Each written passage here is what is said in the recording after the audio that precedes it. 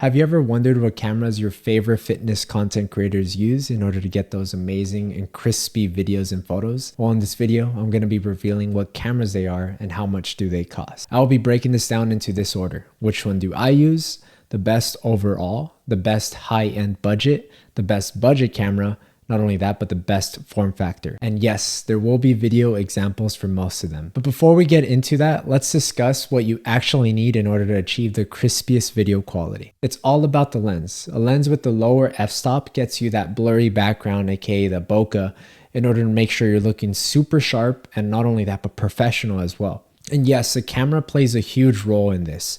But if you don't get a solid lens, then it won't even matter that you have the best camera in the world. So please make sure you get a solid lens. Yes, I'll be going into a quick recommendation that I have, but this video is about the cameras. So now that you know that the lens is a big factor in video and photo quality, let's jump right into the top 5 camera picks of mine and which one do I recommend as well. So let's start off with the one that I use. The one that I have is a Sony a7C. I bought this camera in 2020. I purchased it for a total of $1,800 plus tax. It rounded up around to $2,000. And I'm not going to be going into the super specific details. I'll just be pointing out the overall factors of it and how you can really help you decide. So this camera does shoot 4K as well. It's super lightweight, it's compact. It does not bring that much attention at the gym. You will absolutely know it's a professional camera, but the quality is insane. Quality is great, it's there. And for all these cameras, the links will be in the description down below, and make sure you check out the links because these pricings are new. There will also be used pricings that you can check out online, but make sure you find out what's the current price because it might be cheaper at the time of this recording. And the best overall that I would recommend, hands down, if you have the money for it, it's the Sony ZV-E1. This one runs you around $2,200, so $2,200. And it's honestly, it's my favorite camera that I've seen. I have not purchased it yet myself. I'm actually going to. It does shoot in 4K as well. The AI technology on this camera is amazing. Not only that, but the autofocus is buttery and really good. This one is also pretty compact as well. It's designed mostly for content creators or people who do vlogging as well. So this is the best overall. If you have the money, hands down, go for this one. The next one on the list is the best high-end budget one. And this one's the Sony 6700. And the 6700 runs you around $1,400 new. Sometimes you can get $100, $200 off, depending if there's promotions. And I was debating between getting this camera and the ZV-E1, but I'm actually just going to spend a couple $100 more to make sure I get the best of the best. But this one, the 6700, if you're on a budget, but also want the high-end camera, this one's it. This one shoots in 4K, 26 megapixel camera. Autofocus is amazing as well. Just overall, the technology and just everything that Sony has put into the camera makes it worth a lot more, but they priced it at $1,400, which is great. But if you want more of a budget-friendly camera, then I would look no further than the ZV-E10. This is my best pick for budget, and it's actually what I'm shooting on right now. This camera runs you around $600 to $700. And look at the quality. As you can tell, it looks pretty good. I think it looks good. This is not the one that I shoot with at the gym personally, because I have my a7C, the very first camera on this list. And this one does shoot in 4K. It's also really compact as well. Slap on a good lens and now you're shooting professional shots. So this is the one that I recommend to everyone that tells me, hey, I have under $1,000 and I want to buy a camera. Which one should I get? Okay, look no further than the ZV-E10 for sure.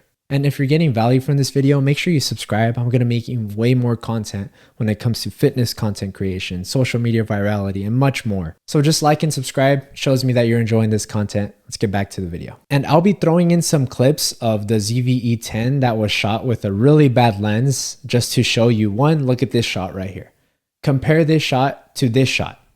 As you can see, the quality is very, very bad, and it had to do with the lens. I got my friend to shoot a couple clips of me at the gym, and he wanted to practice on his lens, and as you can see, it didn't turn out the best. So that's why I go back to my first point, which was that the lens is more important than the body. And these cameras that I just mentioned, A7C, ZV-E1, Sony 6700, and the ZV-E10, these are all Sony, yes. But I recommend them because when it comes to Sony lenses, you can buy a used Sony lens and you can, let's say, upgrade your camera one day. If you get the ZV-E10, buy a really good lens, and then a couple of years from now, upgrade to another body, that same lens that you invested in, it can be absolutely interchangeable. And a little caveat here, if you're at a gym that sometimes doesn't allow people to take their cameras with them or all that fancy stuff, then you might need to look either for one, buy a really good phone, which is this one, the iPhone 15 just came out. But if you want a smaller form factor that doesn't call too much attention, look no further than the ZV-1. I actually had this one for a year, and I sold it to a friend mostly because I had my A7C. I didn't need the ZV-E1. And the ZV-E1, it's budget friendly. When I say budget, I mean $750. I know that's a lot, but compare that to other cameras, this is a good deal. One, because it shoots 4K. It has really good picture quality as well. It's really small and compact. I would literally be able to put it in my pocket and feel comfortable walking with it. The autofocus is great. The quality in the video is great. And as I mentioned, form factor, you can't beat that. So take this camera, it's really small, you can place it, people won't really look at you like, whoa, look at this guy with the camera. No, it's just a really pocket camera. And I know you probably like, these are all Sony cameras. What about a Canon G7X and a bunch of other Canons?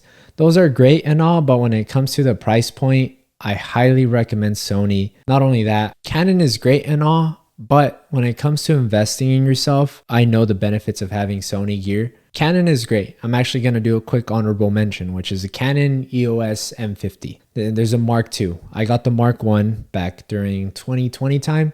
It was super fun for my first camera, but I actually realized I need more to play around with. I need better quality. I need better lenses. And this Canon M50 runs you around $600, $500 as well. So it's also budget friendly. You would need a solid lens for this one too. Same thing when it comes to Sony cameras. So I just say go for the Sony, in my opinion. And I'll be playing some clips of the M50 on the screen right now. Let me know what you think. But just to summarize, my overall pick on a recommendation, it would be the ZV-E10.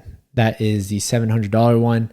I highly recommend it. And if you have more money, go for the 6700. And if you have all the more money to spend in the world, ZV-E1 is the way to go. But once again, don't forget the lens. So I'm happy that now you have your camera. You know you need a lens. But once you record that content, you need the other piece of the puzzle. You need to know how to edit your content so it doesn't look choppy. So check out these next couple videos. Not only that, but I'm working on a visionary creator course that will essentially teach you the A to Z of monetizing your passion, whether that's fitness, whether that's any type of coaching. Check it out in the description down below. By the time of this video, I'm going to launch it in a couple weeks. So I also have a free community. Check it out. It's called Visionary Circle, down below in the description as well.